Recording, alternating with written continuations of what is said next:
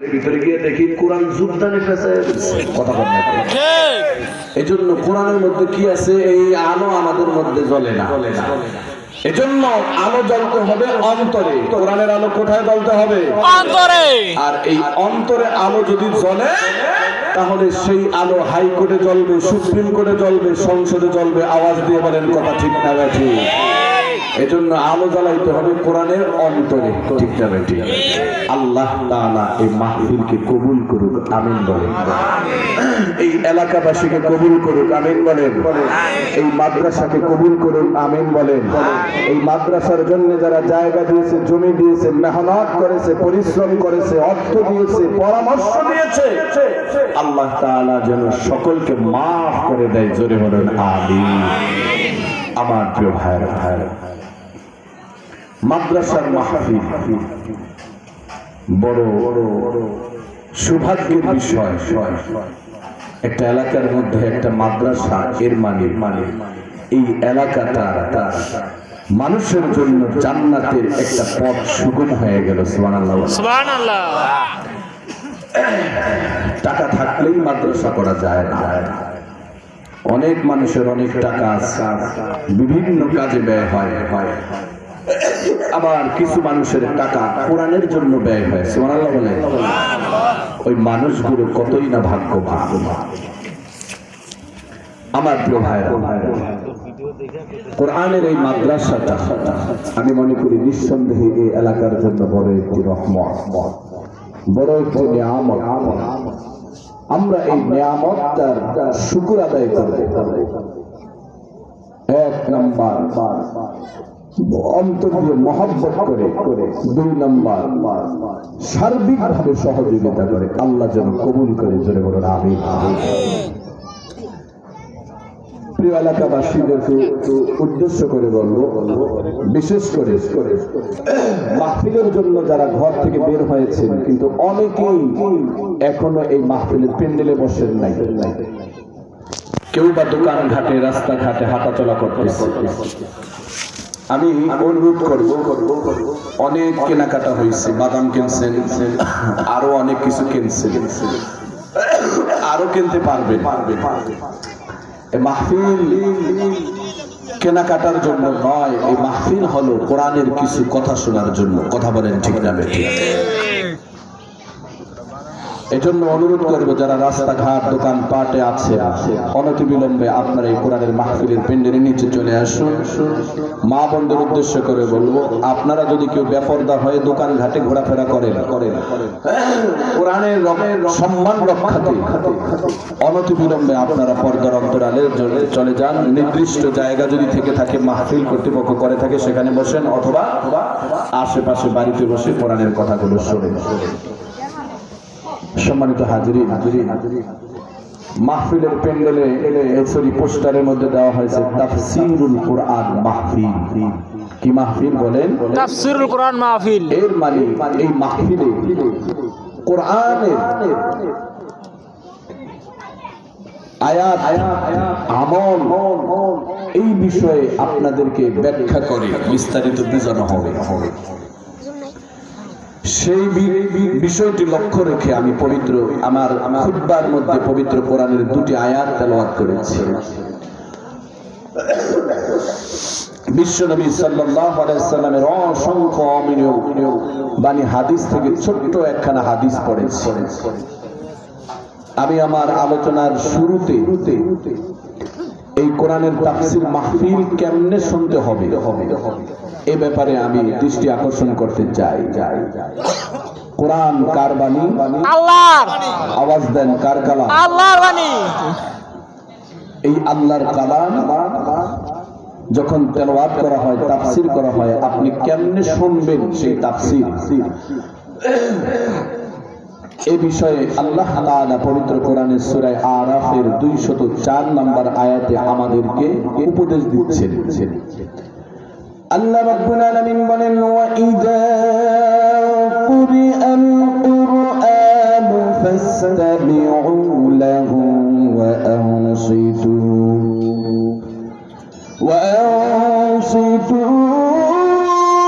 লাআল্লাকুম তুরহামুন।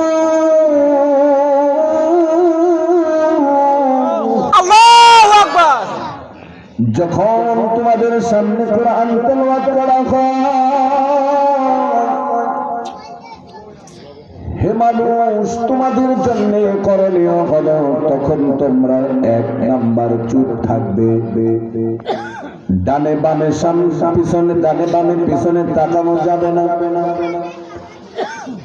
চুপ থাকবে। দুই নাম্বার শর্ত হলো তোমরা খুব খেয়াল করে অনুধাবনের সহিত কথাগুলো শুনবে। আমরা যদি আল্লাহকে প্রশ্ন করি, রব্বে আল্লাহ,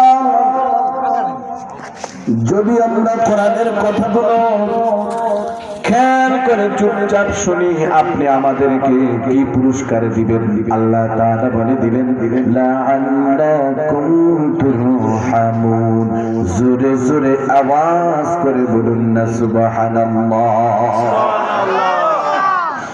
আল্লাহ তাআলা বললেন, আমি তোমাদের উপরে আমার রহমত নাযিল করব। জোরে করে সুবহানাল্লাহ। এরে আমার যুবক, আমার মুসলমান ভাইয়েরা, আল্লাহ রাব্বুল আলামিন শর্ত দিয়েছেন কোরআনের আলোচনা তোমরা কেমনে শুনবে। যদি কোরআনের আদব রক্ষার্থে কোরআনের আলোচনাগুলো চুপচাপ শোনো, আল্লাহ বললেন আমি আল্লাহ তোমাদের উপরে আমার রহমত নাজিল করব। উপরন্তু যদি উল্টা ঘটে, রহমতকে আল্লাহ ছিনিয়ে নিয়ে আবার গজবের মধ্যে নিমজ্জিত করে দিবেন। এজন্য উলামায়ে কেরাম বলেন, কোরআনের আলোচনার সময় সব কিছু বন্ধ রেখে কোরআনের কথা শুনতে হবে। মুসলমান ভাইরা আমার, তাৎক্ষণিকভাবে দুইটা লাভ। এক নাম্বার, আমার আল্লাহ তাআলা খুশি হয়ে যাবে। যেমন এই পৃথিবীর বুকে কোন মানুষ, কোন লেখক যদি একটা বই লেখে, অতঃপর মানুষ যদি একত্রিত হয়ে ওই বইটা পড়ে, তাহলে দেখবেন লেখকের মনটা বড় ভালো লাগে ওই মানুষের উপরে। ঠিক না বেঠিক? জোরে বলে। ঠিক বান্দা যখন কোরআন তেলাওয়াত করে, কোরআন শুনবে মুমিন, দুই কান্দের দুই ফেরেশতা। শেখ সাদী তার কবিতার মধ্যে বলেছেন, সঙ্গে সঙ্গে ওই বান্দার ঠোঁটের উপরে চুমা দিয়া দেয়। সুবহানাল্লাহ, সুবহানাল্লাহ। আল্লাহ রাব্বুল আলামিন আমল নামায় নেক জমা করে দেন কমপক্ষে প্রত্যেকটা হরফে 10 নেকি। সুবহানাল্লাহ। সাথে সাথে কোরআন, এই কোরআনের এই নূরে আল্লাহ রাব্বুল আলামিন বান্দার অন্তরটাকে পরিষ্কার করে দিবেন। সুবহানাল্লাহ, সুবহানাল্লাহ। উপরন্তু কোরআন তেলাওয়াতের সময় যদি ছিন্ন বিচ্ছিন্ন থাকা হয়, গুরুত্ব দেওয়া না হয়, এই মানুষগুলোর উপরে আল্লাহ বেজার হয়ে যান। এজন্য আমি অনুরোধ করব ভাই, আলোচনার শুরুতে যারা এখনো এদিক সেদিক আছেন, আল্লাহর প্রতি মহব্বত নিয়ে, কোরআনের প্রতি মহব্বত নিয়ে আর এদিক সেদিক নয়, আপনারা সকলেই মাহফিলে চলে আসুন। আল্লাহ আশা বসার জন্য তৌফিক দেয়। বলেন না আমিন। আমিন। আমার ভাইয়েরা, আমার বন্ধুরা, কোরআন কি, কেন আল্লাহ তাআলা কোরআন নাযিল করলেন? কোরআন আল্লাহ রাব্বুল আলামিন নাযিল করেছেন এক কথায় যদি উত্তর দিই, মানুষের হেদায়েতের জন্য। আল্লাহ তাআলা বলেন, আমি এই কোরআনকে নাযিল করলাম হুদাল লিন-নাস ওয়া বায়িনাতিন মিনাল হুদা ওয়াল ফুরকান। আল্লাহু আকবার, আল্লাহু আকবার। এমন একটি জামানায় আল্লাহ তাআলা কোরআনকে নাযিল করেছেন, যেই জামানার মানুষগুলো সত্যকে ভুলে গিয়ে মিথ্যার মধ্যে ডুবেছিল। যেই জামানার মানুষ জোর যার মূল্য তার এই নীতিতে প্রতিষ্ঠিত ছিল, যেই জামানার মানুষগুলো এত অসভ্য ছিল, নীতি নৈতিকতা থেকে এত দূরে ছিল রে মুমিন, নারী সম্প্রদায়কে বাজারের মধ্যে বিক্রি করত। নারীদের সমাজের মধ্যে কোনো মূল্য ছিল না, গরিবের সমাজের মধ্যে কোনো মূল্য ছিল না। জোর যার মূল্য তার এই নীতিতে সমাজের মানুষগুলো সব সময় চলাফেরা করত। হিংসা, অহংকার, তাকাব্বুরি, রিয়া নিয়ে মানুষগুলো বসবাস করত।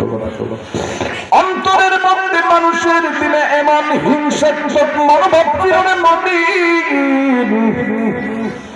সাধারণ একজন মানুষ মৃত্যুর পূর্বে সন্তানদেরকে ভালো ভালো নসিহত করে, কিন্তু ওই জামানার মানুষগুলো এত অসভ্য প্রকৃতির ছিল। মানুষ মৃত্যুর সময় সন্তানকে নসিহত করত, এই জাতির লগে এই লোকের লগে আমার কখনো মিলমিশ হয় নাই। তোমরা তাদের সাথে সম্পর্ক ছিন্ন করবা, কোনো আত্মীয়তা করবা না, যেখানে পাইবা কচু কাটা করবা, হত্যা করবা, এবং অসভ্য চিন্তা চেতনা ওই মানুষের ছিল। অন্ধকার যুগ, যে যুগকে বলা হতো আইয়ামে জাহিলিয়ার যুগ, যে যুগকে বলা হতো, এবং মানুষগুলো এমন নির্মম, হৃদয়ের অধিকার, আপনার হৃদয়টা এত শক্ত ছিল, কন্যা সন্তান জন্মগ্রহণ করলে তাকে জীবন্ত হত্যা করত। জোরে কন্যা নাউজুবিল্লাহ। আল্লাহ রাব্বুল আলামিন ওই ঘোর অমানিসা থেকে মুক্তির জন্য, অন্ধকারকে দূরীভূত করার জন্য দুটি রহমত আল্লাহ তাআলা এই দুনিয়ায় নাজিল করলেন। দুটি রহমত পাঠালেন। এক নম্বর রহমতের নাম হলো রিজালুল্লাহ। আল্লাহ তাআলা একজন মস্ত বড় মহাপুরুষ পাঠালেন, যার নাম হলেন হযরতে মুহাম্মদুর রাসূলুল্লাহ সাল্লাল্লাহু আলাইহি ওয়াসাল্লাম। আল্লাহ রাব্বুল আলামিন তাকে পাঠালেন কেন? আল্লাহ বলেন, ওয়া মা আরসালনাকা ইল্লা রাহমাতান লিল আলামিন। আল্লাহু আকবার। পৃথিবীর মানুষের জন্য নবী আপনি রহমত স্বরূপ আমি আপনাকে পাঠালাম। এবং রহমত নবী হয়ে গেলেন দুনিয়ার মানুষের জন্য। মানুষের এত কল্যাণময় হয়ে গেলেন নবীজি। কন্যা সন্তানকে মানুষ হত্যা করত, নবী ঘোষণা দিয়ে দিলেন, মান কানাত লাহু সালাসু বানাতিন আও সালাসু আখওয়াতিন আও ইবনাতান আও উখতান ফাআহসানা সুহবাতাহুন্না ওয়াত্তাকুল্লাহা ফীহিন্না ফালাহুল জান্নাহ। এই পৃথিবীর মানুষ শোনো, তোমাদের কোন পিতার যদি তিনজন কন্যা থাকে অথবা দুইজন, ওই পিতা যদি কন্যাগুলোকে লালন পালন করে অতঃপর পরিণত বয়সে বিবাহ শাদী দিয়ে দেয়, আল্লাহ রাব্বুল আলামিনের হাবিব বলে কিয়ামতের দিন এই কন্যার উসিলায় এই বাবা কঠিন জাহান্নাম থেকে মুক্তি পায় জান্নাতে চলে যাবে। সুবহানাল্লাহ। যেই সমাজের মধ্যে মায়ের কোনো দাম ছিল না রে মুমিন, সন্তানগুলো মাকে বিবাহ করত, আল্লাহর নবী রহমত স্বরূপ আগমন করে দুনিয়ার জগৎবাসীকে জানিয়ে দিলেন, আল জান্নাতু তাহতা আকদামিল উম্মাহাত। মায়ের পদতলে সন্তানের জন্য জান্নাত। নারীর মর্যাদাকে নবী উচ্চ আসনে পৌঁছে দিলেন। সমাজ থেকে নবীজি ছোট্ট বয়সে খুন খারাপি দূর করার জন্য অল্প বয়সে একটি সংগঠন করে তুললেন, তার নাম হলো হিলফুল ফুজুল। লম্বা কথারে মুমিন। সমাজ থেকে আস্তে আস্তে অন্যায়, অবিচার, জুলুম, নির্যাতন দূর হতে লাগলো। এত সুন্দর নবীর ব্যবহার সকলেই নবীর ব্যবহারের মধ্যে ছিল এত সুন্দর আমানতদার ছিলেন আমার নবীজি। মক্কার কাফেরেরা নবীর কাছে সম্পদগুলো আমানত রাখত, নবীকে ভালোবাসত। এত নবী সত্যবাদী ছিলেন, বিশ্বাসী ছিলেন। নবীকে ওই কাফের মুশরিকেরা আল আমিন উপাধি দিল। রে মুসলমান ভাইরা, আমার মুসলমান ভাইরা, এভাবে নবীজি সমাজটাকে গড়ে তুললেন। অতঃপর আল্লাহর নবীর বয়স যখন 40 বছর হলেন, আল্লাহ তাআলা নবীর উপরে দ্বিতীয় জগৎবাসীর জন্য রহমত স্বরূপ কোরআন পাঠায়া দিলেন। জোরে কন্যা সুবহানাল্লাহ, সুবহানাল্লাহ। এবার আল্লাহ রাব্বুল আলামিন কোরআন নাযিল কেন করলেন জানায়া দিলেন। ওয়া নুনাজ্জিলু মিনাল কুরআনি মা হুয়া শিফাআ।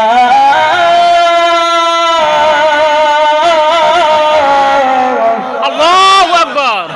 আমি এই কোরআন সব সমস্যার সমাধানের জন্য, সকল রোগের ঔষধ স্বরূপ আমি আল্লাহ এই দুনিয়াতে কোরআন পাঠালাম।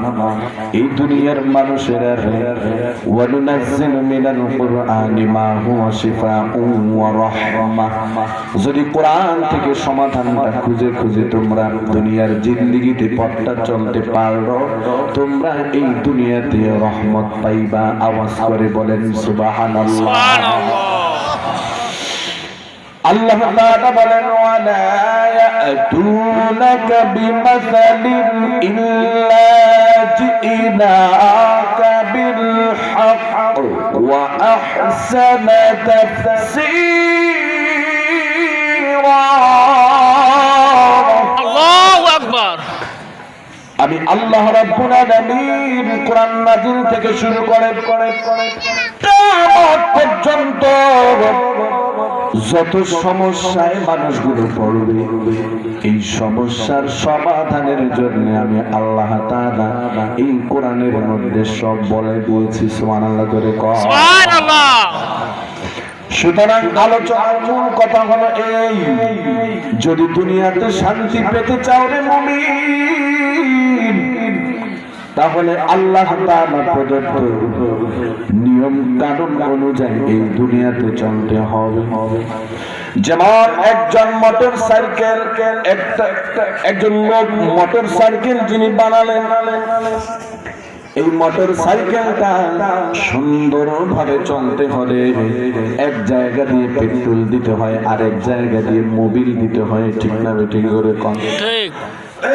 এখন যদি আপনি নিজের মন গড়া অনুযায়ী যেই জায়গা দিয়ে পেট্রোল দিতে হয় সেখান দিয়ে যদি মোবিল দেন, যেই জায়গা দিয়ে মোবিল দিতে হয় সেইখান দিয়ে যদি পেট্রোল দেন, তাহলে মোটর সাইকেল চলবে না জ্বলবে? জোরে কম জ্বলবে। জোরে কম, চলবে না জ্বলবে? জ্বলবে। ঠিক এই দুনিয়ায় আমরা কি কোন ভাবে চলবো, কি কাজ করব? পারিবারিক জীবন শান্তি কিভাবে হবে? সমাজ জীবনে শান্তি কিভাবে আসবে? স্বামী স্ত্রীর মধ্যে মিল মহব্বত অটুট কিভাবে থাকবে? ভাই ভাইয়ের মধ্যে সম্পর্ক কি হবে?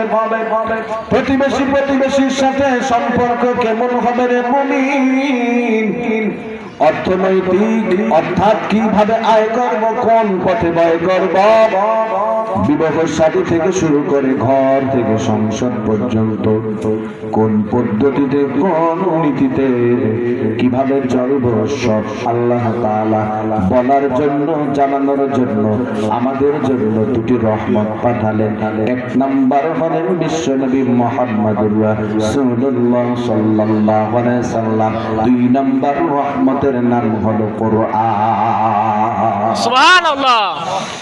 বিশ্বনবী জানায় দিলেন তারাকতু ফীকুম আমরাইন লাউ তাদুল্লু মা তামাসসাকতুম বিহিমা কিতাবাল্লাহি ওয়া সুন্নাতা রাসূলিহি। আমি তোমাদের থেকে চলে যাচ্ছি, তবে দুটি জিনিস রেখে যাচ্ছিল উম্মতের দলেরা, এই দুটি জিনিসকে যদি তোমরা আঁকড়িয়ে ধরো তাহলে কোনো দিন তোমরা বিভ্রান্ত হয়ে ধ্বংস হবে না। তোমরা এই দুনিয়ায় শান্তি পাবে, মুক্তি পাবে, এই দুনিয়ায় তোমরা সম্মানিত হবে, পরকালে তোমরা মুক্তি পাবে। আর যদি তোমরা কোরআন সুন্নাহকে পরিত্যাগ করো, সমাজতন্ত্র, রাজতন্ত্র, গণতন্ত্র, জাতীয়তাবাদ, আব্রাহাম লিঙ্কন ওই আদর্শ গ্রহণ করে চলো, এই দুনিয়ায় অশান্তি, আখিরাতেও অশান্তি। ঠিক না বেঠিক করে শোনো শোনো মুসলমান, জানো কেন আজি হচ্ছে অপমান? কারণ বিশ্ব জুড়ে মুসলিম আজি ছেড়ে দিয়েছে কোরআন, তাই বিশ্ব জুড়ে মুসলিম আজি হচ্ছে অপমান। ঠিক না বেঠিক জোরে কর, আমার সাথে একটু বলেন। শোনো শোনো মুসলমান, জানো কেন আজি হচ্ছে অপমান? কারণ মুসলিম আজি ছেড়ে দিয়েছে সুন্নাহ আর কোরআন, তাই বিশ্ব জুড়ে মুসলিম আজি হচ্ছে অপমান। নবী বলেছেন কি জানো তুমি? শোনো মুসলমান, কোরআন সুন্নাহ আঁকড়ে ধরলে হারাবে না সম্মান। তাই বীরের জাতি মুসলিম আজি, তাই বীরের জাতি মুসলিম আজি ধরো সুন্নাহ আর কোরআন। শোনো মুসলমান, জানো কেন আজি হচ্ছে অপমান? কারণ মুসলিম আজি ছেড়ে দিয়েছে পবিত্র কোরআন, তাই বিশ্ব জুড়ে মুসলিম আজি হচ্ছে অপমান।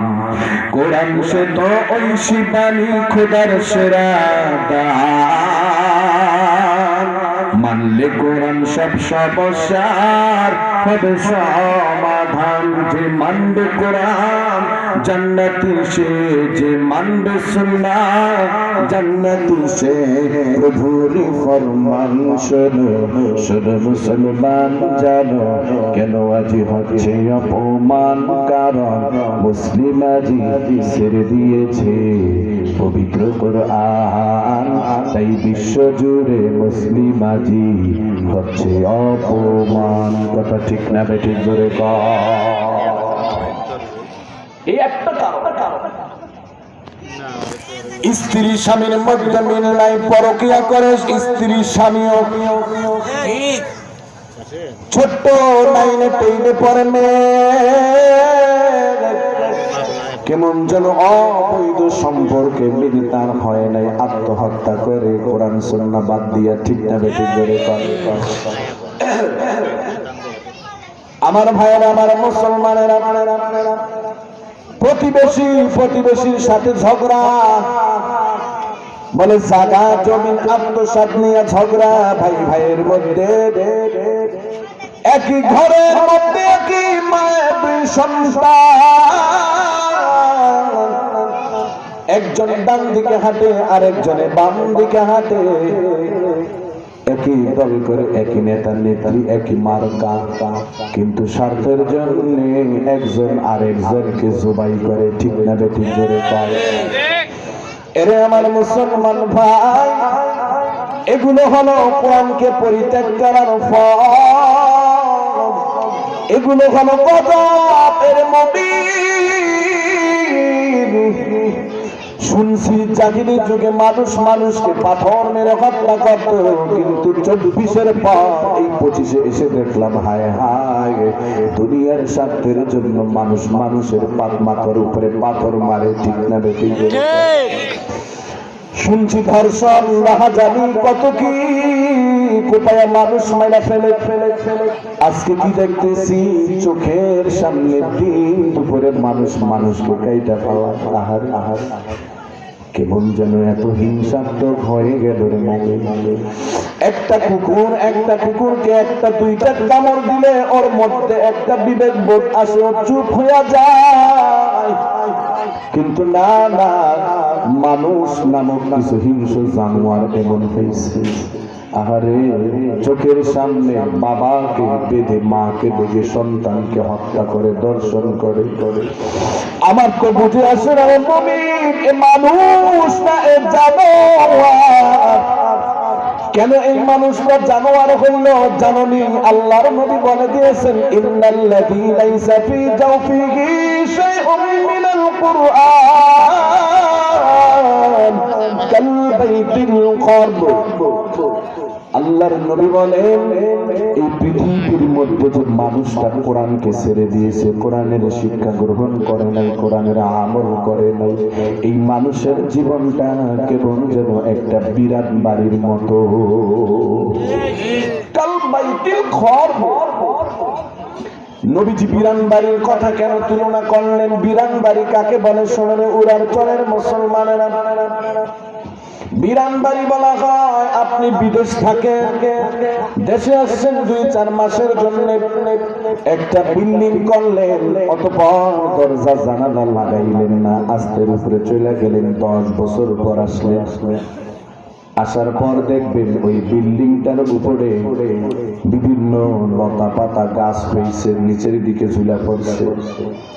রাতের বেলা দেখা যায় ওই বিল্ডিংটার মধ্য থেকে বিষাক্ত শিয়াল, বাঘ, এরপরে বারোয়ালের শব্দ।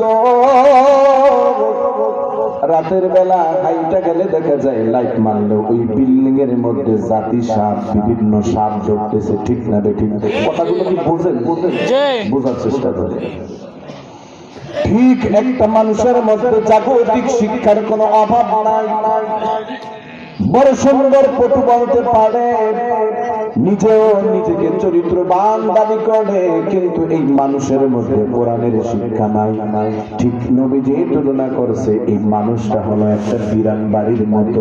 এর মানে এই মানুষের মধ্যে বিচ্ছু সাপ আছে, এই মানুষের মধ্যে শিয়ালের স্বভাব আছে, এই মানুষের মধ্যে বান্দরের স্বভাব আছে, এই মানুষের মধ্যে বাঘের স্বভাব আছে, এই মানুষের মধ্যে শুয়োর আর কুত্তার স্বভাব আছে। ঠিক না বেঠিক? করে বলে কেমনে কুত্তার স্বভাব? একটা কুকুর মাছ খায়, গোস খায়, মাংস খায়, পোলাও কুমড়া, এরপরে পায়েস খায়, কোরমা খায়। ঠিক একটা ছোট্ট শিশু পায়খানা করছে, এত কিছু খাওয়ার পর ওইটার মধ্যে কুকুর মুখ দেয়। ঠিক না বেঠিক? জোরে কর। আহারে কোরআন ছেড়ে দেওয়ার কারণে ঘরের মধ্যে স্ত্রী আছে, ছেলে আছে, মেয়ে আছে, কিছু পুরুষ সমাজের মধ্যে আছে, এরপরেও অন্য মহিলার দিকে তাকায়, অন্য মহিলার সাথে সম্পর্ক করিয়া পাপ কাজ করতে চায়। বলেন এমন মানুষ আছে না? না। আমার ভাইয়েরা, শিক্ষা দীক্ষার কোনো অভাব নাই, বড় ডাক্তার,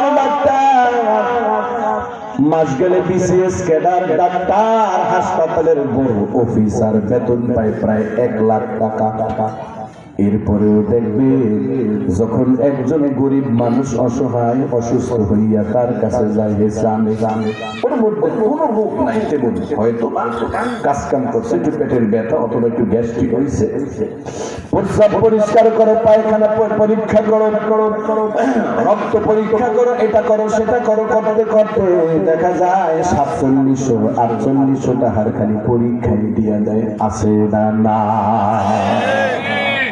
এটা কি ডাক্তার নাকি ডাকাত?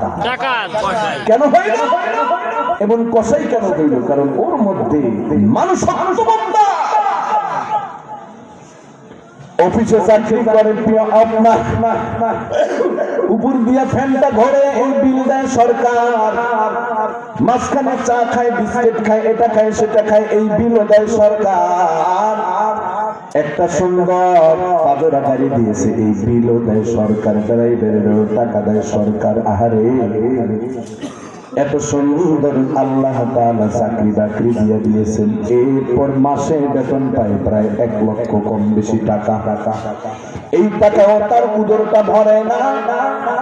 একজন মানুষ একটা কাজের জন্য বলে গেলে বলে এখন সময় নাই, এই ভুল ওই ভুল সেই ভুল সব দূর হয়ে যায় যদি একটা ভান্ডিল ভরায় দেওয়া যায়। ঠিক না ঠিক করে কাজ এগুলো পেলো মানুষ বলা যায় না রে মুমিন।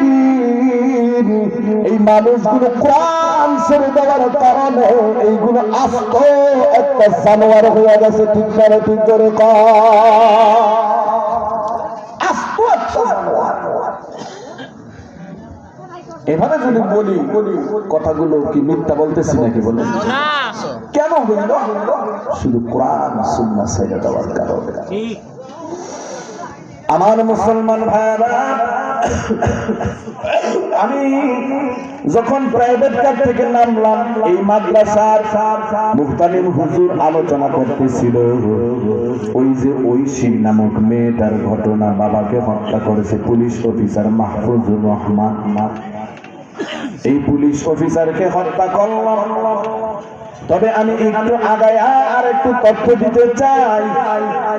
গত 2024 সালের ডিসেম্বর মাসে ঐশী এখন যে জেলের মধ্যে আছে, ওই জেলারকে সাংবাদিকরা প্রশ্ন করছে এখন ঐশীর অবস্থাটা কি। জেলার বলতেছে হেসে দিয়ে, মুচকি হেসে দিয়ে, হ্যাঁ এখন ঐশী আগের মতো আর উচ্ছৃঙ্খল নয়। ঐশী এখন 5 ওয়াক্ত নামাজ পড়ে, কোরআন পড়ে। ঐশী নিজে আস্তে আস্তে অনুতপ্ত হইতেছে। বলে কেন কেন?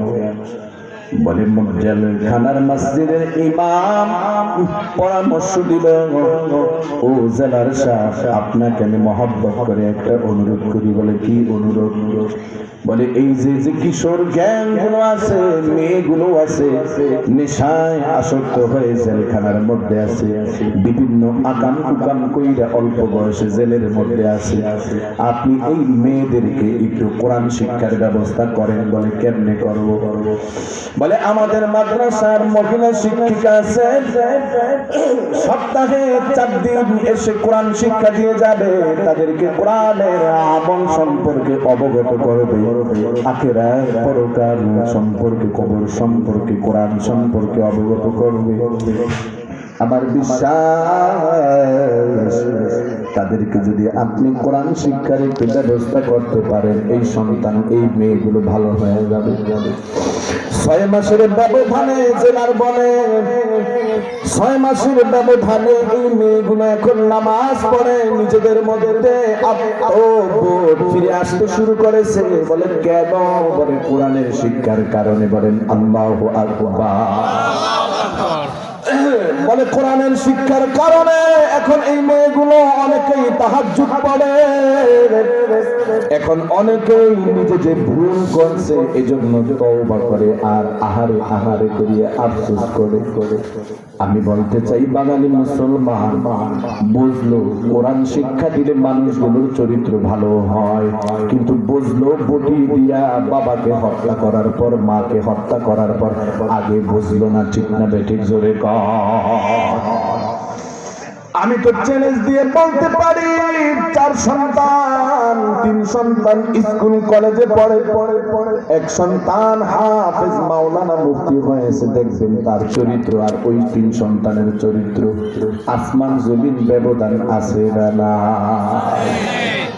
কারণ আল কোরআন নূরুন, কোরআনের শিক্ষা হলো একটা নূর। এই কোরআনের শিক্ষা যার মধ্যে আসবে আর কোরআন অনুযায়ী যে আমল করবে, আল্লাহ তাআলার হাবিবের ঘোষণা, আল্লাহ তাআলার ঘোষণা অনুযায়ী এই মানুষটা ভালো হইতে বাধ্য। জোরে কোন সুবহানাল্লাহ। এজন্য আমার মুসলমান ভাইয়েরা, এই কোরআনটা হলো আমাদের জন্য আল্লাহর পক্ষ থেকে রহমত, আলোক বর্তিকা, অন্ধকারের মধ্যে লাইট শুরু। অন্ধকারের মধ্যে কণ্টাকীর্ণ পথ কিভাবে চলবেন আপনি জানেন না। এই কোরআনটা হলো একটা আলো। আপনাকে কোন কাজ কেমনে করতে হবে সব কোরআন সুন্নাহর মধ্যে আছে না? আল্লাহ তাআলা সূরা জুমারের মধ্যে বলেন, ইন্না আনজালনা আলাইকাল কিতাবা লিন-নাসি বিল হক فمن اهتدى فلنفسه ومن ضل فإنما يضل عليها وما أنت عليهم بوكيل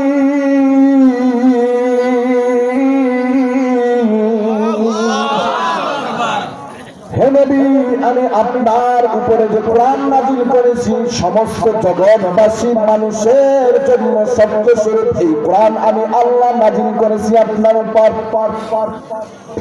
সুতরাং তামালিক তাদা ফালিনাফসিহি ওয়া মান দাল্লা ফাইন্নামা ইয়াদিল্লু আলাইহা ওয়া মা আনতা আলাইহিম বিওয়াকিল। সুতরাং কোন মানুষ যদি কোরআনকে মেনে নেয়, কোরআনের আমলগুলোকে মেনে নেয়, তাহলে এটা তার নিজের উপকারের জন্য, নিজের শান্তির জন্য, নিজের সফলতার জন্য, কামিয়াবের জন্য সে মেনে নিল। আর যদি কোরআন থেকে মুখ ফিরিয়ে নেয় তাহলে এটা তার ধ্বংসের জন্য কারণ হয়ে যাবে। আজকে যত গন্ডগোল সব কিছু এই কারণটা কোরআন থেকে মুখ ফিরিয়ে নিয়ে গেছে। কথা বলেন ঠিক না? আর এই কোরআন থেকে মুখ ফিরিয়ে নেওয়ার কারণে কি হয়েছে? স্বামী তো স্ত্রী কল্লা জয় করে, ঠিক না? ঠিক না? কোরআন থেকে মুখ ফিরিয়ে নেওয়ার জানার কারণে কি হয়েছে? স্বার্থের কারণে ভাই ভাইকে হত্যা করে ফেলছে, প্রতিবেশীকে হত্যা, এরপরে বিভিন্ন ফিতনা দিন দিন বৃদ্ধি পাচ্ছে। এজন্য আল্লাহ তাআলা সূরা জুমারে এই আয়াতে বলতেছেন, তুমি যতটুকু কোরআন সুন্নাহ মানবা ততটুকু তুমি ভালো থাকবে। সুবহানাল্লাহ বলেন। ব্যক্তি মানবে ব্যক্তি ভালো, সমাজ মানবে সমাজ ভালো, পরিবার মানবে পরিবার ভালো, ছেলে মানবে ছেলে ভালো, মেয়ে মানবে মেয়ে ভালো, স্ত্রী মানবে স্ত্রী ভালো, স্বামী স্ত্রী উভয় মানবে উভয় ভালো। স্বামী স্ত্রী ছেলে মেয়ে পরিবারের সবাই যদি কোরআন মানে কি যে শান্তি, খালি শান্তি আর শান্তি। সুবহানাল্লাহ বলে কথা। আর কোরআন সুন্নাহ না মানলে কি যে অশান্তি। এই যে মানুষগুলো আত্মহত্যা করে, কষ্ট যন্ত্রণা শুধু কোরআন সুন্নাহ ছেড়ে দেওয়ার কারণে। কেমনে বোঝা? এজন্য আমাদেরকে একটা সিদ্ধান্ত নিতে হবে, আমরা কোরআন সুন্নাহ অনুযায়ী চলবো। রাজি আছেন ইনশাআল্লাহ? কারণ যদি না চলেন আপনার আমার কঠিন মহা মুসিবত। দুইটা মুসিবতের কারণ বইলে আমি আমার মূল আলোচনার দিকে যাই।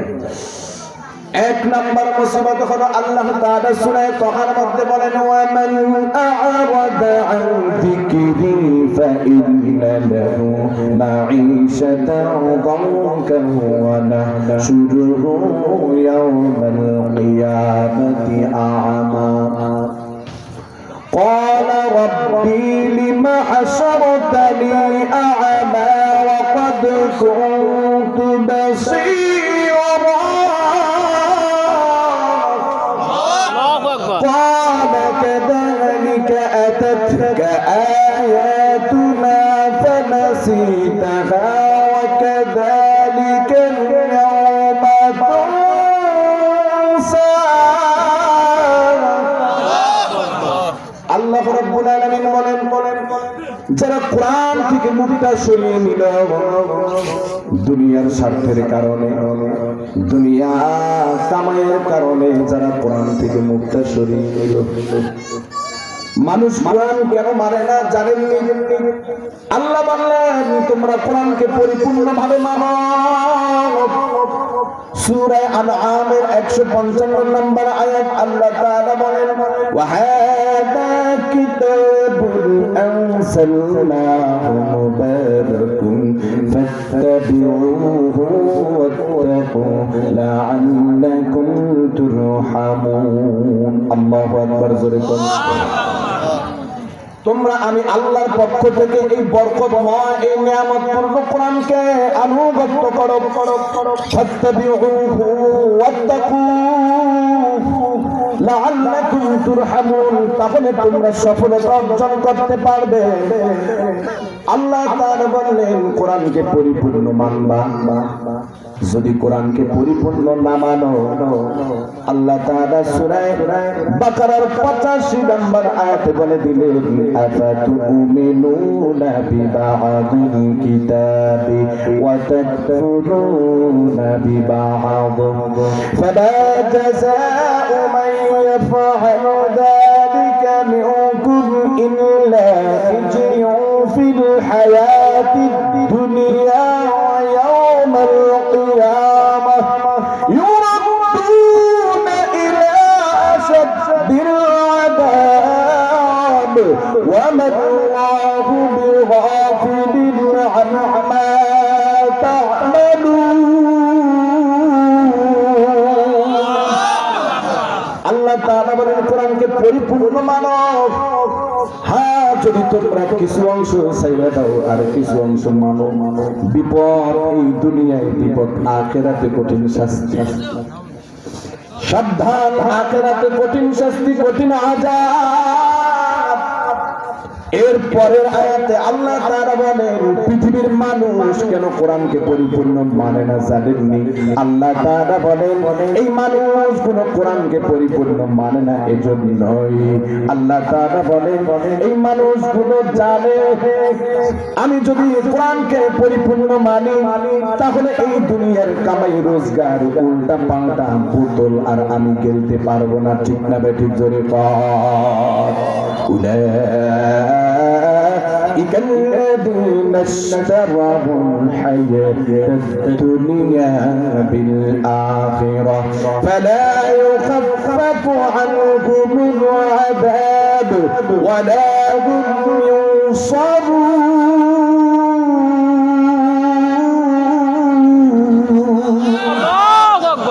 الله বলেন নবীজি আমি জানি না এরা কেন কোরআন মানতে চায় না শুনে কারণ এরা জানে যদি আমি একজন আমি খুব গবেষণা করে দেখছি নামাজ পড়ি রবিক ভাই না রোজা রাখে হজ করে তাহাজ্জুদ করে জিকির করে টুপি মাথায় আছে এরপরেও এই চায় কোরআন দিয়ে যদি দেশটা না চলে আছে না কেন সে একটা পিয়ন অফিসার সরি একটা অফিসের পিয়ন সে চিন্তা করে যদি এই অফিসটা কোরআন সুন্নাহ অনুযায়ী চলে তাহলে আমি 300 টাকা ঘুষ খাই এইটা আর খাইতে পারবো না ঠিক না ঠিক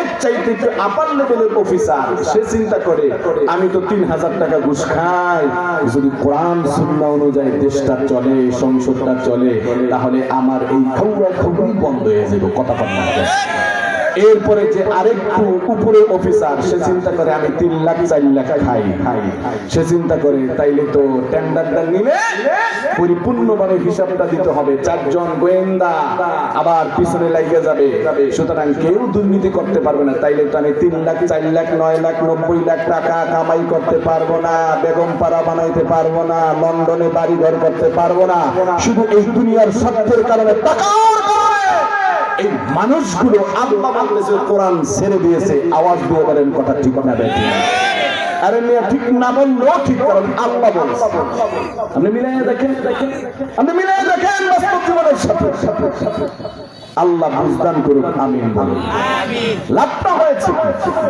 কোরআন ছেড়ে দেওয়ার কারণে কি লাভটা হয়েছে আল্লাহ তাআলা বলেন যারা কোরআনকে ছেড়ে দিবেন ওয়ামান আ'রাদা আন যিকরি ফাইন্না লাহু মাঈশাতান দানকা ওয়া নাহশুরুহু ইয়াওমাল কিয়ামাতি আ'মা আমি আল্লাহ তাআলা তাদের এই জীবনটাকে সংকীর্ণ করে দেব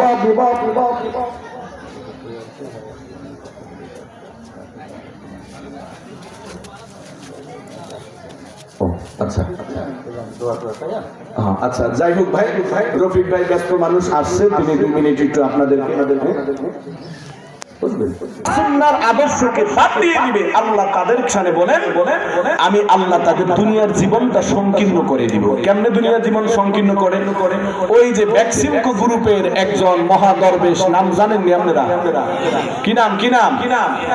হ্যাঁ, ওরে রে, দরবেশ না, এর নাম হলো দরবেশ। কি বেশ? সবাই বলেন এটা কি? দরবেশ। কিভাবে উল্টা পাল্টা টাকা কামাই করছে, আমি ব্যক্তি সম্পর্কে কিছু বলতে চাই না, কারণ এই মানুষগুলো এইভাবে পিছনে ফেরাউনের জামানায় ছিল, নমরুদের জামানায় ছিল, আবু জাহেলের জামানায় ছিল। এই জামানায় থাকবে না, এটা নিয়ে অত শঙ্কিত না, থাকতে পারে, কিন্তু কামটা করলো কি? আজকে অবস্থাটা কি? দাড়ি সাইজা ফলাইছে।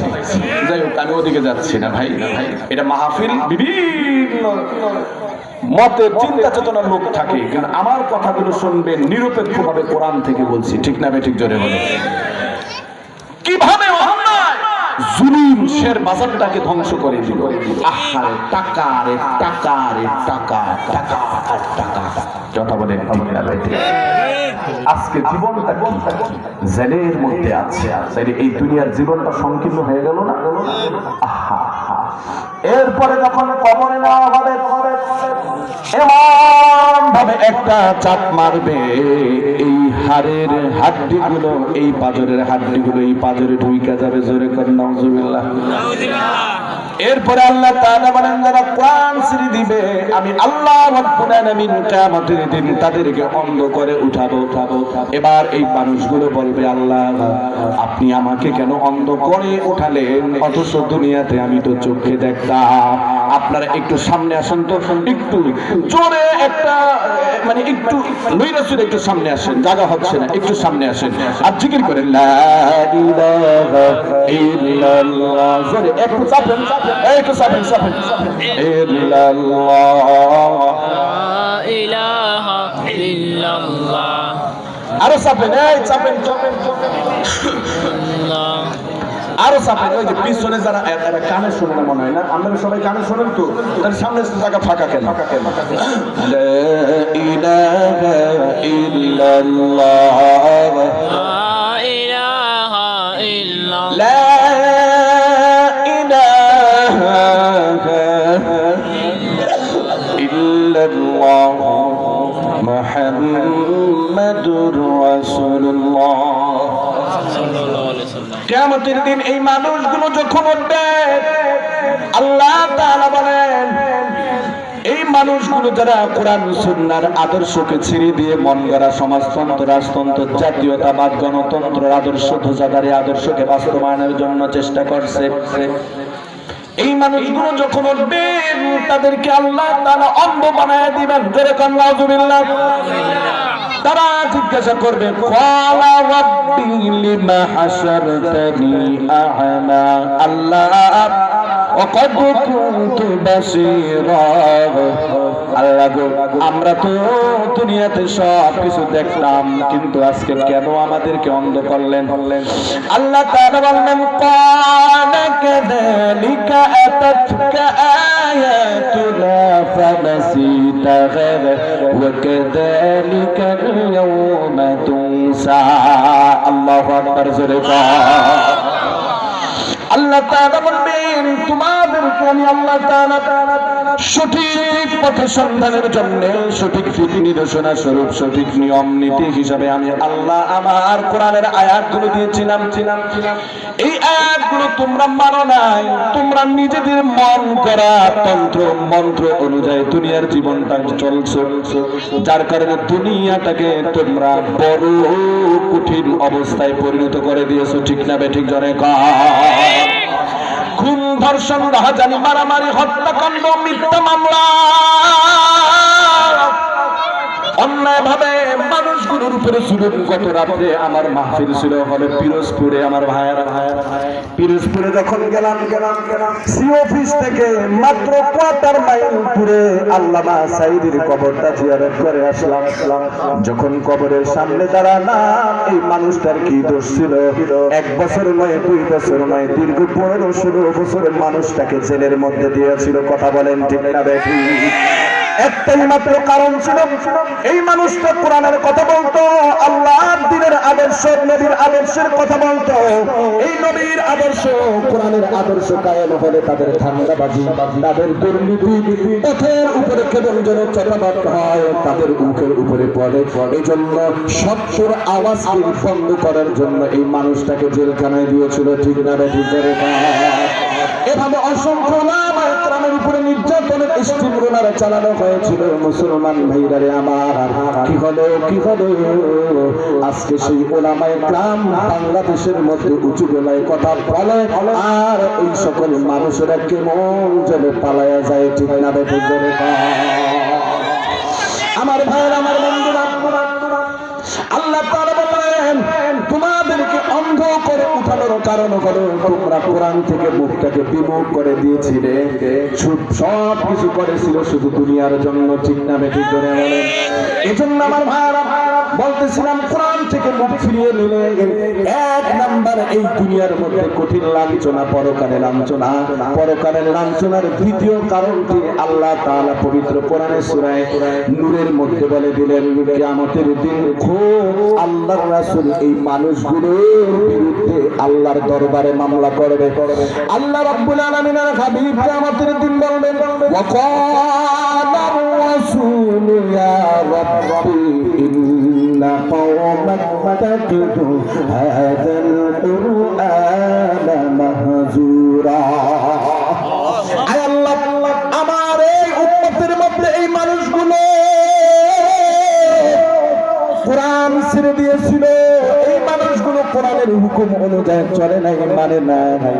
আপনারা বলতে পারেন, হুজুর যে মানুষগুলো কোরআন উল্টা পাল্টা চলছে তাদের নাম কি আল্লাহ রাসূল জানবেন? হ্যাঁ জানবেন, হ্যাঁ জানবেন। আমার ভাইরা কেমনে জানবে?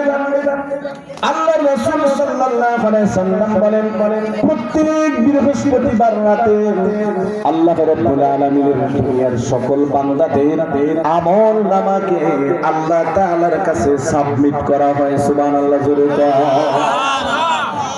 আপনি আমি কি কাজ করি আল্লাহ জানে কি জানে না? দুই কান্দে ফেরেশতা আছে না? না, সব পৌঁছানো হয়, সব পৌঁছানো হয়। সুতরাং আপনি আমি যে এমনটি মনে না করি। আর শোনেন, আপনার আমার বায়োডাটা নির্বাচন অফিসে আছে না নাই? গোয়েন্দা সংস্থার কাছে আছে না নাই? সব কিছু রেকর্ড হচ্ছে। একটা মানুষ যত কাজ করে 5টা জিনিস রেকর্ড হয়। 1 নাম্বার আসমানের টুকরাটা রেকর্ড করে, জমিনটা রেকর্ড করে। সুবহানাল্লাহ বলবেন। সুবহানাল্লাহ। ইয়াউমাইদিন তুহাদ্দিথু আখবারহা। সূরা জিলজালে আল্লাহ তাআলা বলেন, সেদিন এই জমিনের উপরে যত কর্মকাণ্ড হয়েছে সব এই জমিন বলে দিবে। জমিনের মুখ আছে না? না। ভাবছে আমি যা খুশি মনে করি তা করব, মনে হয় আল্লাহ খবর রাখে না? অবশ্যই রাখে। 2 কান্দের ফেরেশতা বলে দিবে, ভাই বলতেছিলাম কিয়ামতের দিন রাসূল বলবেন, আল্লাহ এই বাসগাড়ি ইউনিয়নের এই কালকিনি এই মাদারীপুর কয় আসনে? এটা জোরে কোন? 3 আসন। এই আসনের এই লোকগুলো কোরআনের পক্ষে ছিল, আর এই লোকগুলো কোরআনের বিপক্ষে ছিল। আল্লাহর কসম একবার, আল্লাহর কসম 1 লক্ষ বার, আল্লাহর কসম 1 কোটি বার বলে কসম করে বললাম, কসম করে মিথ্যা কথা বললে কিয়ামতের দিন অবস্থা কঠিন কঠিন। আল্লাহর রাসূল বলে দিবেন, আল্লাহ এই মানুষগুলো কোরআনের পক্ষে ছিল, কোরআনের রাজ কায়েম হবে, কোরআন দিয়ে দেশটা চলবে, সুন্নাহ দিয়ে দেশটা চলবে। এই মানুষগুলো চলেছে, আর এই মানুষগুলো চলে নাই। আল্লাহ আজকে কিয়ামতের ময়দানে আমি তাদের বিরুদ্ধে মামলা দায়ের করলাম। وقال الرسول يا ربي إن ইন্না কওমি ইত্তাখাযু হাযাল কুরআনা মাহজুরা। আমার এই জাতির মানুষগুলো তারা কোরআনকে ছেড়ে দিয়েছে।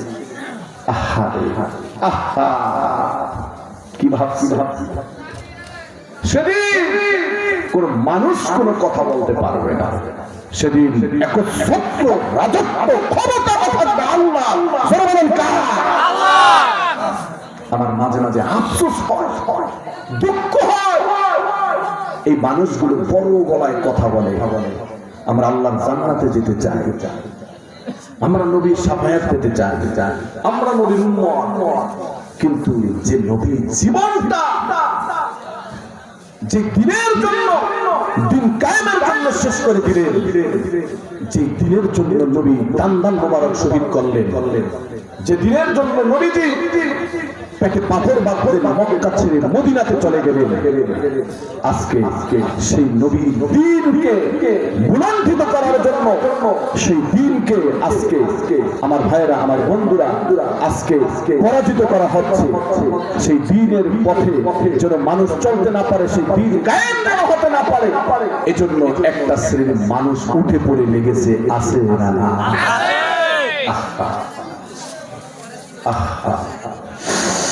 আমার মুসলমান ভাইরা, এজন্য আমার মূল প্রতিপাদ্য বিষয় হলো এই, যদি আল্লাহর জমিনে আমরা আল্লাহর বান্দারা শান্তি পেতে চাই, তাহলে আল্লাহ তাআলা প্রদত্ত অভিজ্ঞতা কোরআনের শিক্ষা অনুযায়ী আমাদের চলতে হবে। সুতরাং কোরআনের শিক্ষা, কোরআনের নিয়ম নীতি ছাড়া, কোরআন সুন্নাহর নিয়ম নীতি ছাড়া চললে আমরা শান্তি পাবো না। ঠিক না ঠিক? জোরে এজন্য মুসলমান ভাইরা আমার, শুধু ঘরে আমি কিন্তু আজকে স্লোগানটাই পাল্টাই দিছি, মনে আছে না আপনাদের? আপনারা বলছিলেন আল কোরআনের আলো ঘরে ঘরে জ্বালো। আমি বলি না, কোরআনের আলো দুই জায়গায় জ্বলতে হবে। এক নাম্বার, আল কোরআনের আলো অন্তরে জ্বালতে হবে, আর আল কোরআনের আলো সংসদে জ্বালতে হবে। ঠিক না? কোরআনের মধ্যে 53 বছর পর্যন্ত ঘরে ঘরে খালি আলো জ্বললো, এরপরে ঘরের ভিতরে একজনে ঢুকছি, দেখি কি রফিক ভাই কোরআন শরীফের যোগদানে পেঁচাই দিছে, ধরে না 1.5 বছর যাবত কোরআনের উপরে ময়লা ফেলে রয়েছে। কথা বল না কেন? ময়লা ফেলে রয়েছে। এজন্য কোরআনটাকে জ্বালতে হবে অন্তরের মধ্যে, ঠিকানা বের করে। আর এই অন্তরের জ্বালায়, এই কোরআনের নূরে ওই সংসদে কোরআনটা চললেই দেখবেন সব জায়গায় ইনশাআল্লাহ ফর্সা অন্ধকার দূর হয়ে আলোতে ঝলমল করবে। সুবহানাল্লাহ। আর একটা সস্তা ইসলাম পাইয়া গেছে। হুজুর মিষ্টি খান, সুন্নাত অবশ্যই সুন্নাত। সুন্নাত কাকে বলে? নবীর সুন্নাত, নবী আমলটা করছে। খালি এই সুন্নাতটা আপনি বললেন, নবী যে রাষ্ট্র পরিচালনা করছে, এই সুন্নাতটা আপনি কি জিন্দেগিতে দেখবেন বা দেখার জন্য আপনার কোনো পরিশ্রম নাই? কথা বলেন ঠিক না? সুন্নাত শুধু দাওয়াতের মেহমান, সুন্নাত শুধু নয় খাওয়া শেষে মধু পান, আরো কিছু সুন্নাত আছে তুমি জানো কি? জানলেও জীবনে কখনো তা মানো কি? সুন্নাত শুধু নয় মাজলুম সহায়ক, সুন্নাত হুদের জালিমের প্রতিরোধ, সুন্নাত শুধু নয় নির্জন থেমে যাওয়া, আর সুন্নাত হলো পাথরের আঘাত খাওয়া। ঠিক করে মহব্বতে তার সুদিনের সাথী তুমি, দুর্দিনেও তার পাশে থাকো কি? আর কিছু সুন্নাত আছে তুমি জানো কি? জানলেও জীবনে কখনো তা মানো কি? সুন্নাত শুধু নয় নমনীয় আলাপন, সুন্নাত জানে গরজন হুঙ্কার, সুন্নাত শুধু নয় মেষ চড়াতে যাওয়া, আর সুন্নাত হলো রাস্তে মারে হওয়া। ঠিক করে দিতে মহব্বতে তার খালিদ উমর আলী আবু বকরের মতো পাশে থাকো কি আরো কিছু সুন্নাত আছে তুমি জানো কি জানলেও জীবনে কখনো তা মানো কি জোরে বলে নাকি ভাবছেন হুজুর এত কিছু লাগে না জান্নাতের মধ্যে কোন রকম একটু ভিতরে ঢুকে থাকুন দরজাটা প্রয়োজন দিয়ে দিন আল্লাহ আর দেখবো না কথা কর না তাহলে এই সিপাগুলির পথ মনে হয় সাহাবায়ে কেরাম জানতো না ঠিক না ঠিক জানতো না মনে হয় সাহাবায়ে কেরাম না সব আমরা জানিয়ে গেছি এজন্য ইসলামকে মানতে হবে ঘর থেকে সংসদ পর্যন্ত ইসলামকে মানতে হবে সর্বত্র আজকে ইসলামকে আমরা মানছি মুসলমানিতে ইসলামকে মানছি জুমার দিনে কোরআনকে মানছি আমরা জানা যায় কোরআনকে মানছি আমরা নামাজের জন্য কোরআন কি শুধু নামাজের জন্য যেই কোরআনের মধ্যে বলা হয়েছে আকিমুস সালাত সেই কোরআনের মধ্যে যে বলা হয়েছে আকিমুদ্দিন এই দিন কায়েম নিয়ে কোরআনের কর্মসূচি নিয়ে আপনার কোনো চিন্তা নাই কেমন যেন আপনার জীবনটা আর আবুল আহাবের জীবনের সাথে মিল্লা যায় কথা বলেন ঠিক এজন্য আমরা চাই বুঝে শুনে পরীক্ষার বিষয় হইল 10টা জোরে কোন কয়টা যদি 8টায় A+ পাই আর 2টায় যদি পাই হইল 15 তাহলে পাস না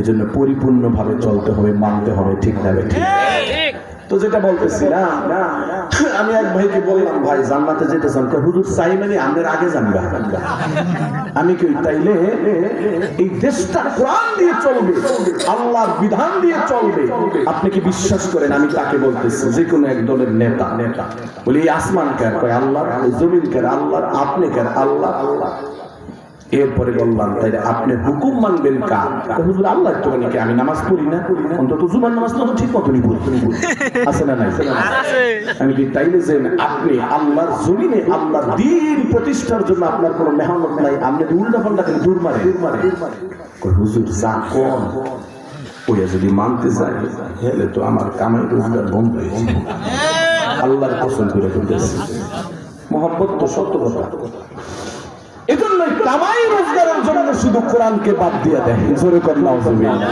সেই কথাই আল্লাহ কোরআনের মধ্যে সূরা বাকারার 86 নম্বর আয়াতে বললেন যে এই লোকগুলো কোরআনকে ছেড়ে দেয় দ্বীনকে ছেড়ে দেয় নবী কেন জানেন শুধু একটু সামসামি করে পিছনে ঘুরে কেন আমি আপনার পিছনে কিন্তু ঘুরছি বিশাল ফেস্টুন লাগাইছিলাম এখন আমারে এই রাস্তার টেন্ডারটা দেন এক না তাই তো কই দুর্নীতি ঠুনগিরি করে ধরে না নির্বাচনের আগে আমি তোমার এমন একটা কাজ করে দিই এখন কামাইটা এই সেই করে ঠিক আছে আল্লাহ মাল্লাহ এই করে 10 লাখ তুমি 1 কোটি টাকা দিতে পারো আমি কালকে দেখলাম ফেসবুকে আল্লাহ হেফাজত করুক আমিন কোন এজন্য ভাই রে আমার এই কথা কি বেজার হয়ে গেল আজকে বলে গেলে কালকে 2 দিন এজন্য আসুন আমরা কার বান্দা জোরে বলেন হুকুম মানবো কার জান্নাতে যেতে চান এই জান্নাতটা কার যদি বিশ্বাস থাকে অন্তরের মধ্যে সুতরাং আল্লাহর দ্বীনের পথে চলতে আমাদের কোনো ভয় নাই ভীতি নাই কথা বলেন ঠিক না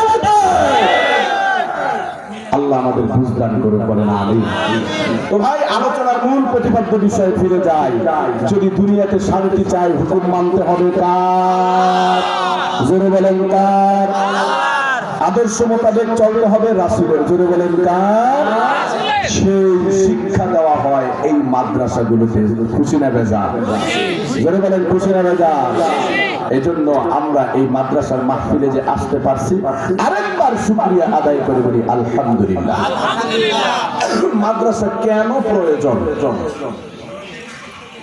মাদ্রাসা প্রয়োজন নিজের ঈমান ঠিক রাখার জন্য 1 নাম্বার কিসের জন্য 2 নাম্বার নিজের আমল ঠিক রাখার জন্য কারণ জান্নাতে যাওয়ার জন্য এই 2টা শর্ত সবাই বলেন কয়টা জোরে বলেন কয়টা আমার ভাই এজন্য এই মাদ্রাসাগুলো হলো দ্বীনের একটি মার্কাজ, দ্বীন শিক্ষার একটি মার্কাজ। মুসলমান ভাইরা আমার ওই যে ঘটনা যেখান থেকে এই পর্যায়ে আসলাম, ওই যে ঐশীর কথা, এবার জেলার দেখে ঐশী আগের থেকে অনেকটা ভালো হয়েছে, এখন আর অন্যায় উচ্ছৃঙ্খল ভাবে চলে না।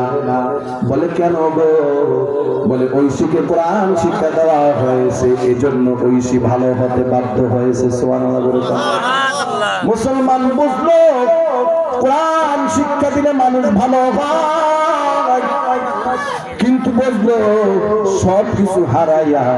এজন্য আমি উড়ার করের মুসলমানদেরকে বলতে চাই, মুসলমান ভাইরা রে আমার, আপনার সন্তানকে যদি আপনি ইফতিজার থেকে মুক্ত রাখতে চান, নেশা থেকে মুক্ত রাখতে চান,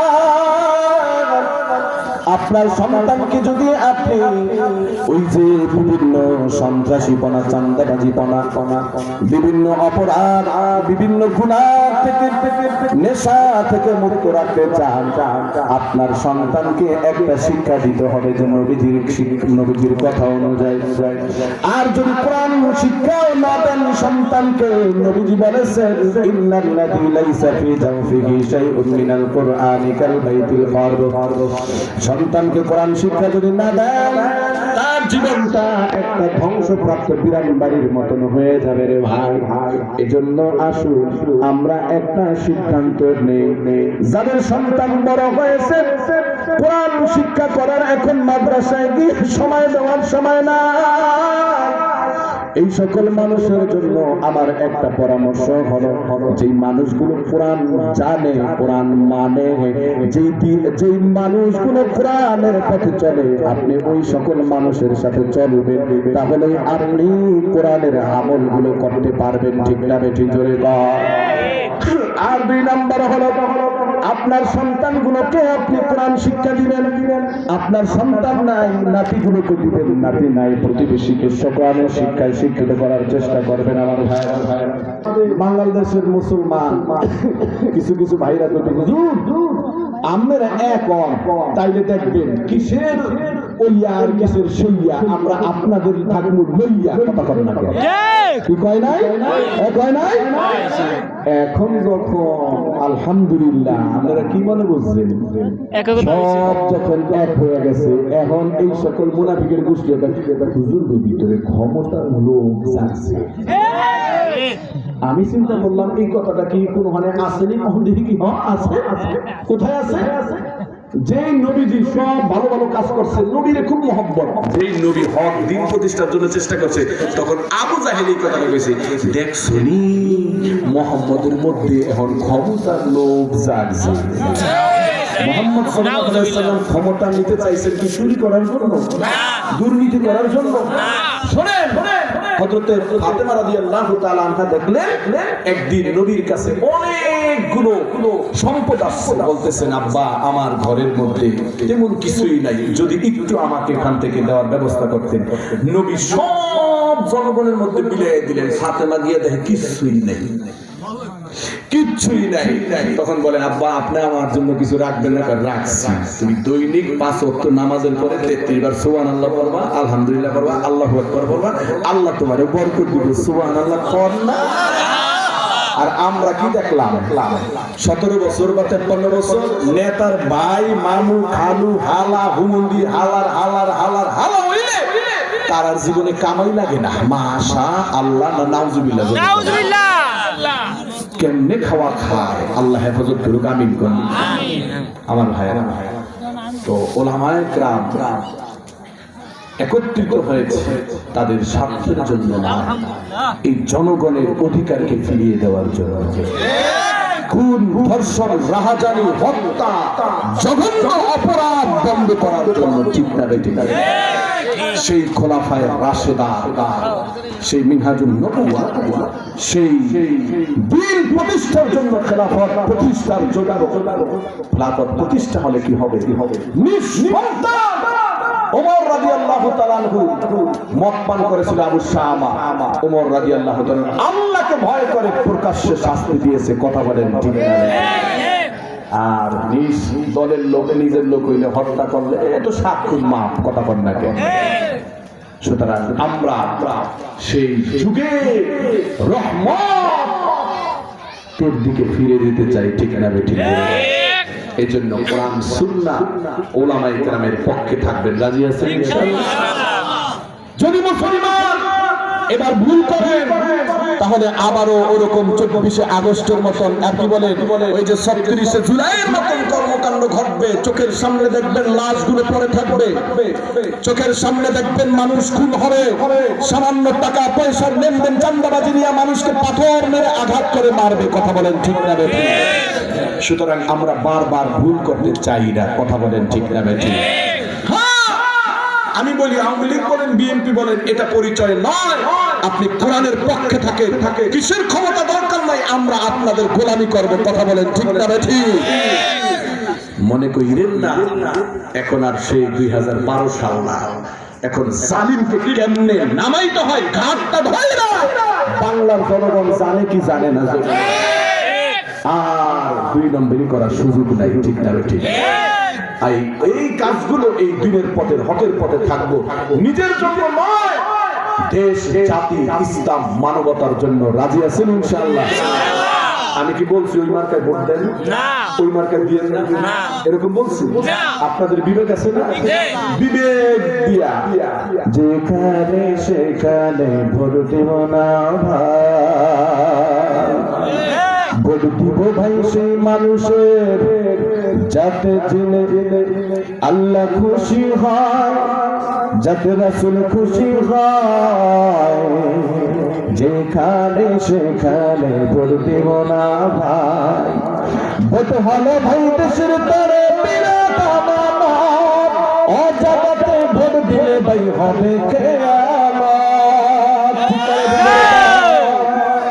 তাই বুঝে শুনে ভোট দিবে, দিন কায়েমের পক্ষে ভাই, যেখানে সেখানে ভোট দিব না ভাই। আকল আল্লাহ দিছে না ইনশাআল্লাহ? আল্লাহ যেন বুঝদান করে। আমিন। এখন রফিক ভাই সংক্ষিপ্ত পরিসরে কিছু কথা বলবেন।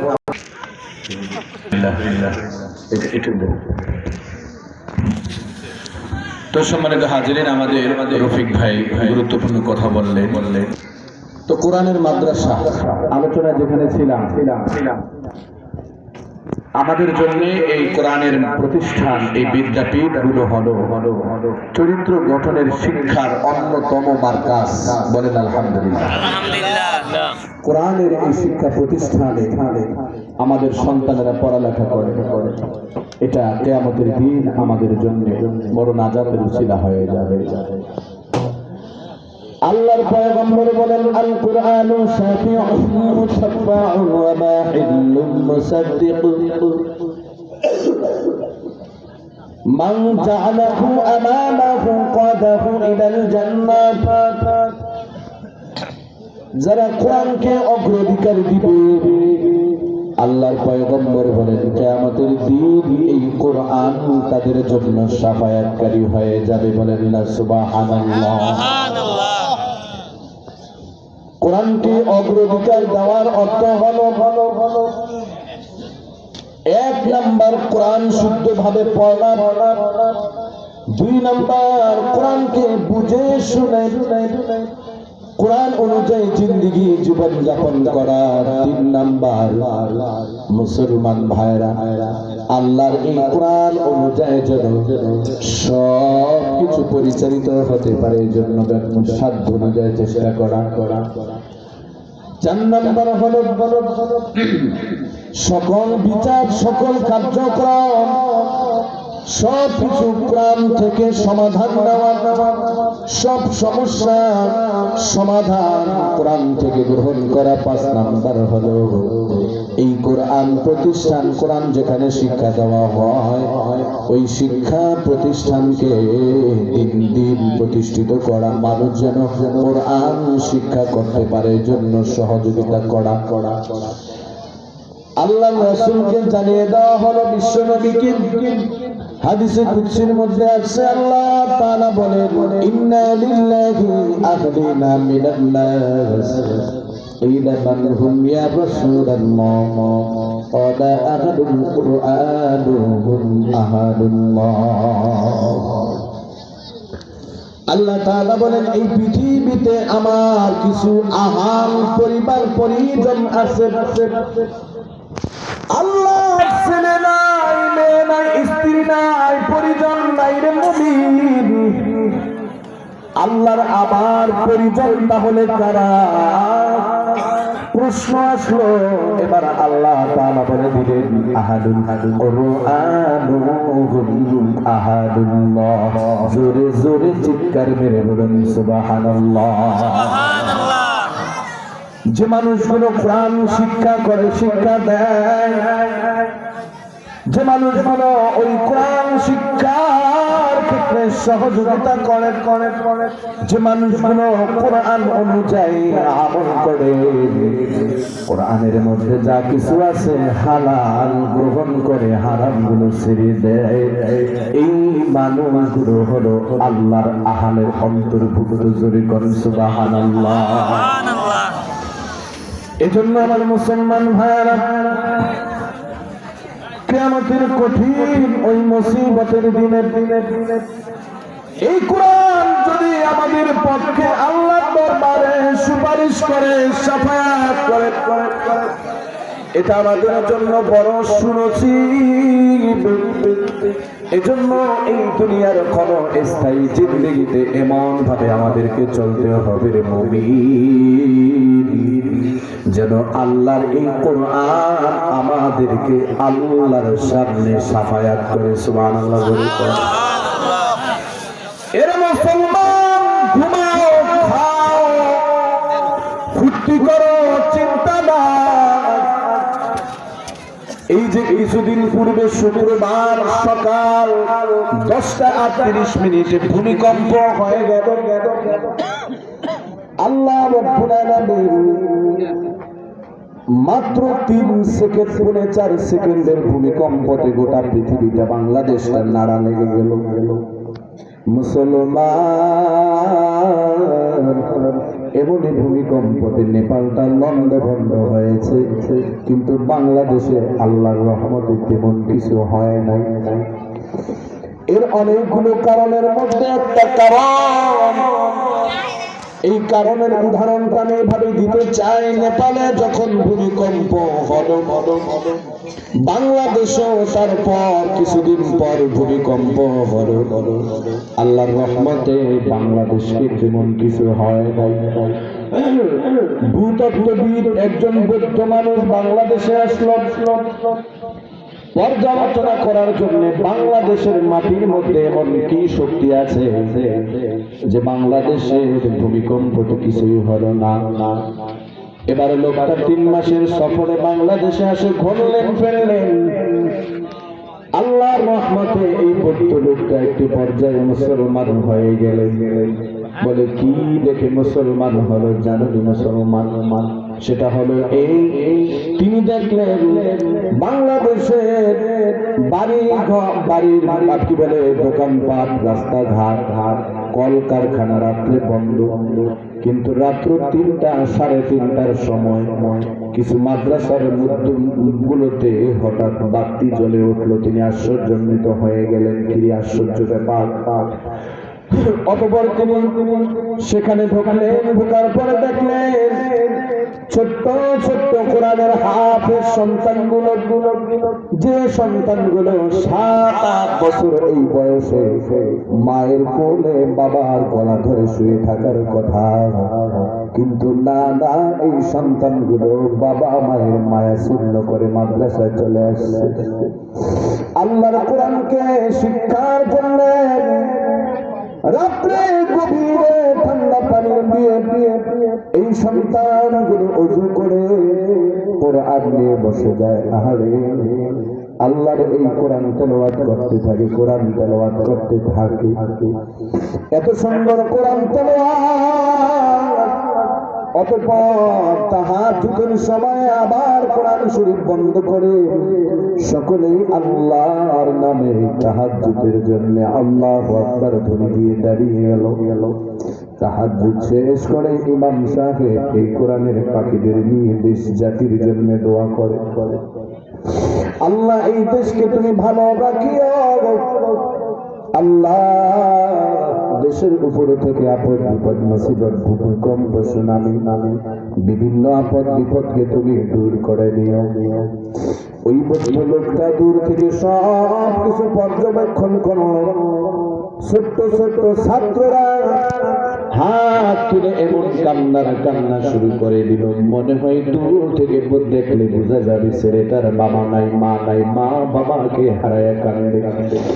আসলে মা বাবার জন্য কান্দে না রে মুমিন, এই ছোট্ট ছোট্ট নিষ্পাপ কোরআনের হাফেজ গুলো আপনার আমার জন্য দেশের জন্য দোয়া করে, দোয়া করে কান্দে। আর আল্লাহর কাছে বলে আর আমাদেরকে যে মাদ্রাসা আছে, এই মাদ্রাসায় যারা সহযোগিতা করে, মাদ্রাসায় যারা বিল্ডিং উঠায় দিল, আমাদেরকে শিক্ষা দেওয়ার জন্য ভবন নির্মাণ করে দিল, আমাদেরকে শিক্ষা দেওয়ার জন্য যারা খাবারের ব্যবস্থা করে দিল তিনখানায়, আল্লাহ তুমি ওই সকল মানুষকে মাফ করে দাও আল্লাহ গো, তাদের জীবনকে তুমি সুন্দর রাখিও। আপদ বিপদ মুসিবত থেকে তাদেরকে তুমি হেফাজত করিও। এর মুসলমান ভাইরা রে আমার, আল্লাহর নবী বলেন ছোট্ট কোরআনে এই পাখিগুলো যখন আল্লাহর কাছে দোয়া করে রে মুমিন, আল্লাহ তাআলা এই দোয়াগুলো ফিরে দেন না। ওই যে গজনবীর বাদশাহ সুলতান মাহমুদ গজনবী রহমাতুল্লাহ আলাইহি রাতের বেলা একা একা বের হয়েছে মানুষের অবস্থা পর্যালোচনা করার জন্য, পর্যবেক্ষণের জন্য। অতঃপর লক্ষ্য করলেন সরকারি খাম্বার লাইটের নিচে বসিয়া ছোট্ট একটা শিশু কোরআন পড়তেছে। এই শিশুটাকে তিনি দেখিয়া সেখানে চুপ করে দাঁড়ায় রইলেন। ঘোড়া থেকে নামলেন আর বললেন, এর শিশু তুমি এখানে বসে কেন কোরআন পড়ো? তোমার বাড়িতে কি জায়গা নাই? বললেন, আমার বাড়িতে ল্যাম্প জ্বালাবো এতটুকু তৈরি কেনার মতো জায়গা নেই, এই জন্য আমি সরকারি লাইটে বসে কোরআন পড়ি। সুলতান মাহমুদ গজনবী রহমাতুল্লাহ আলাইহি দিনের মধ্যে বড় মায়া লেগে গেল। শিশুটাকে কুলে নিলেন, ঘোড়ার পিঠে উঠালেন, অতঃপর রাজপ্রাসাদে নিয়ে গেলেন। এবার গিয়ে বললেন, এর শিশুরে বলো তোমার বাবা মা কে আছে? বলে আব্বা নাই, মা আছে। বলে আব্বা নাই, মা আছে। তো মা কি করে? বলে ঘুমিয়ে আছে। মায়ের ঘুমের ডিস্টার্ব হবে, এজন্য আমি বাহিরে বসে কোরআন তেলাওয়াত করতেছি। কোরআন তেলাওয়াত করব বলে সেই লাইট জ্বালানোর জন্য ল্যাম্প জ্বালানোর মতো তৈরি নাই, এজন্য আমি বসে কোরআন তেলাওয়াত করি। সুলতান মাহমুদ গজনবী রহমাতুল্লাহ আলাইহি দিলের মধ্যে বড় মায়া লেগে গেল।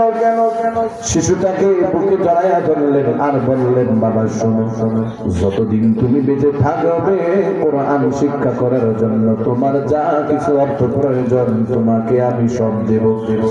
তোমার অসুস্থ মায়ের চিকিৎসা আমি করব।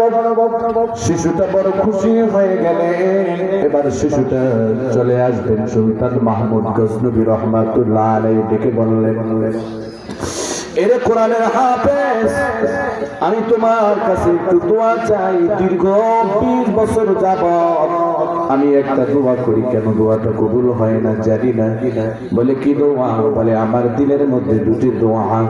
একটা দোয়া হলো আমি যেন বিশ্ব নবীকে একটা বারের জন্য স্বপ্নে দেখতে চাই।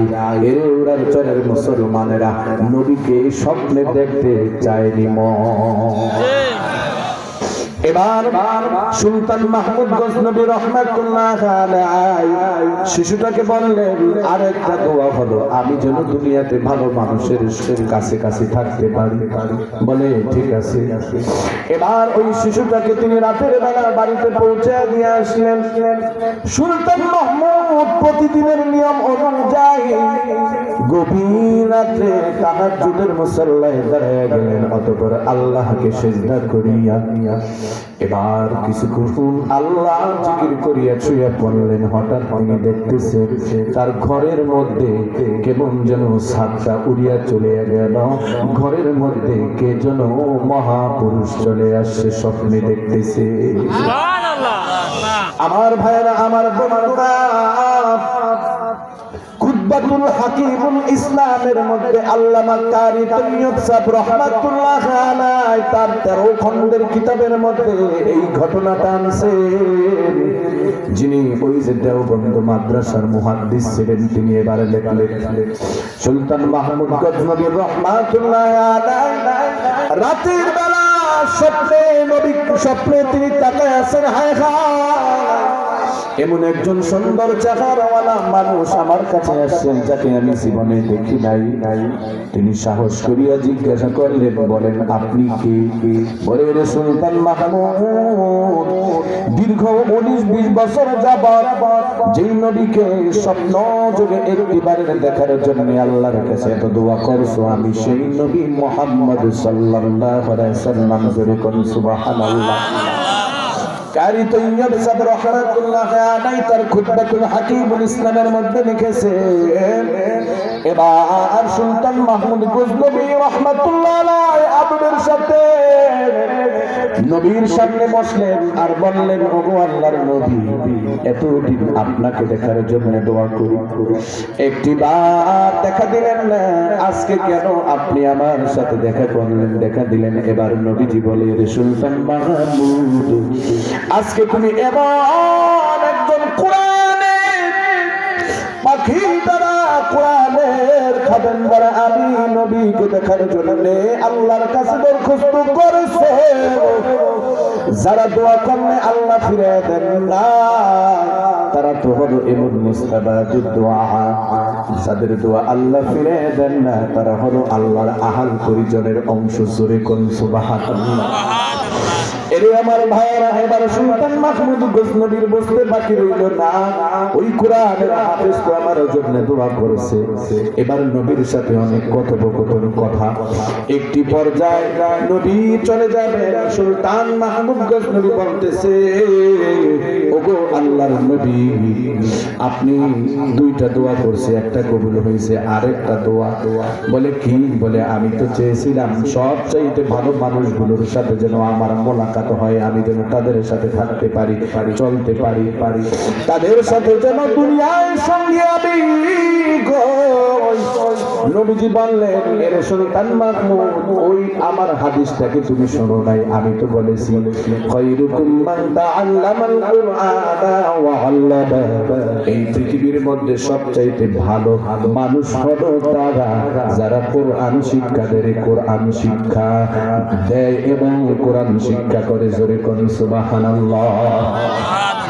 এরে আমার উড়ার চড়ার মুসলমান, এজন্য জীবন কিন্তু দেখতে দেখতে আজকে কেমন যেন দাড়িগুলো পেকে যাচ্ছে, চুলগুলো পেকে যাচ্ছে, দাঁতগুলো লড়ে যাচ্ছে। আহারে হারে, সব রেখে সব ছেড়ে কিন্তু একদিন কবরে চলে যেতে হবে। এজন্যই কোরআনের খাদেম হিসাবে আল্লাহ তাআলার নিজস্ব লোক হওয়ার জন্য এমন কিছু কাজ দুনিয়াতে করে যাও, তুমি আমি মৃত্যুর পর যেন তোমার আমার আমল নামায় সওয়াব কোরআনের তেলাওয়াত করতে থাকে।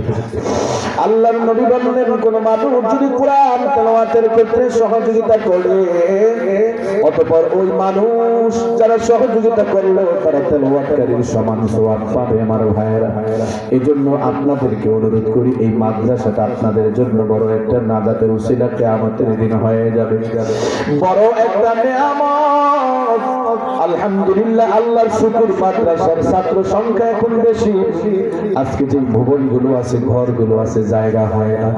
এখানে একটা সুন্দর ভবন করা প্রয়োজন, অনেক টাকা পয়সার প্রয়োজন। আমার মুসলমান ভাইয়েরা, টাকা পয়সা আল্লাহর দান, এগুলো নিয়ে কেউ কবরে যেতে পারবে না। তবে ধন সম্পদ দিয়ে দুনিয়াতে এমন কিছু করে যান যেন আপনার মৃত্যুর পর আপনার আমলনামার নেক আমল জমা অব্যাহত থাকে, বন্ধ কখনো হয় না। এজন্য নবী বললেন, ইদা মাতাল ইনসানু ইনকাতা আনহু আমালুহু ইল্লা মিন সালাতাতিন সাদাকাতিন জারিয়া আও ইলমিন ইউনতাফাউ বিহি আও ওয়ালাদিন সালিহিন ইয়াদউ লাহু।